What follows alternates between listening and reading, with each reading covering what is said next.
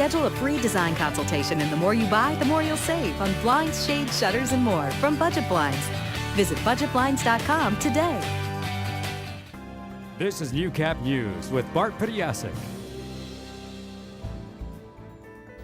Good evening. We begin tonight in Onion Lake, where RCMP there are looking for a missing 25-year-old woman. Twyla Mountain from Onion Lake First Nation was last seen on Tuesday at a local business.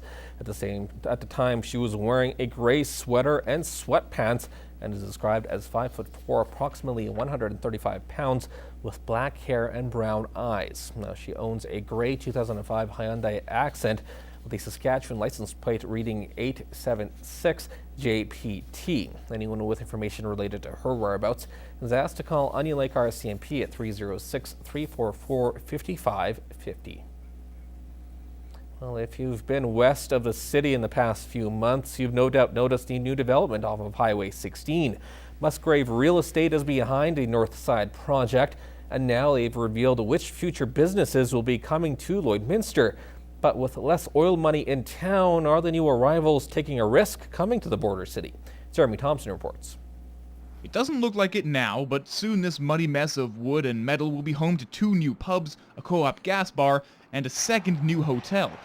And that's only the initial phase. Doctors, accountants, that style of unit, as well as augmenting the services. So hair services, more food and beverage services, and a couple of fast food joints. Scott Musgrave says the border city is an attractive opportunity for business owners. Lloydminster's youth gives it twice the retail spending profile of either Saskatoon or Regina.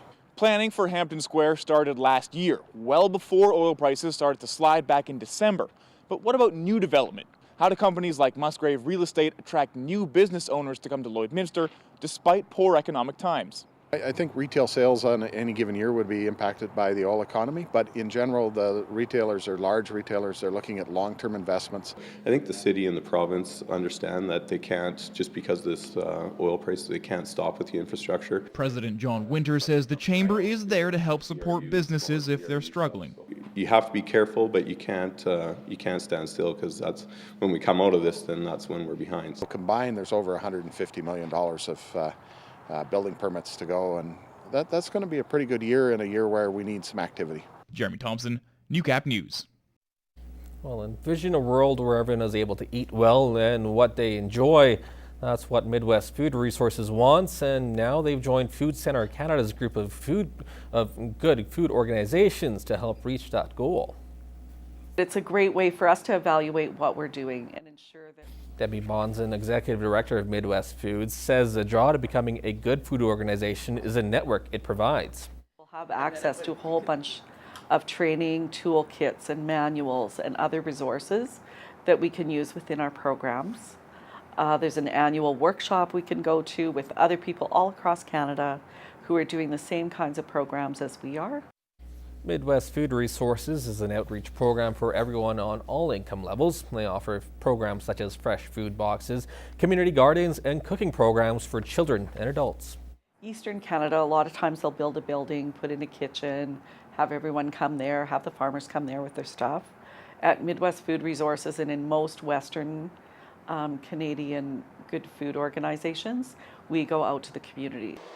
There are 74 good food organizations in Canada, 3 in Saskatchewan and 2 in Alberta.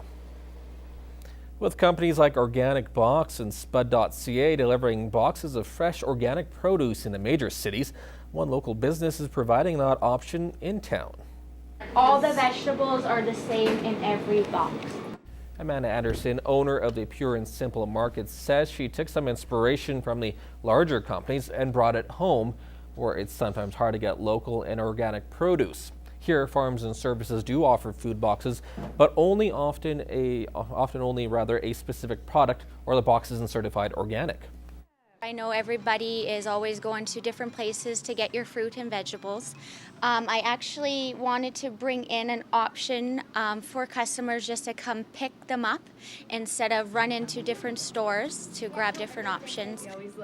Now, the boxes range from $65 to $82 depending on the size. After signing up, it's available for pickup or delivery every week or month. Anderson tries to include only local products, although that isn't always possible depending on what's in season. But everything is organic and from Canada. Anderson says response is great so far, and she'll try to cater to what people need. I do a little bit of customizing, so I know a lot of people grow gardens in the summer, so if in the summer they want to eliminate the vegetables and just get the fruits for the summer, I'm totally fine with it. And you can also add free-range chicken, eggs, milk, or butter to the box.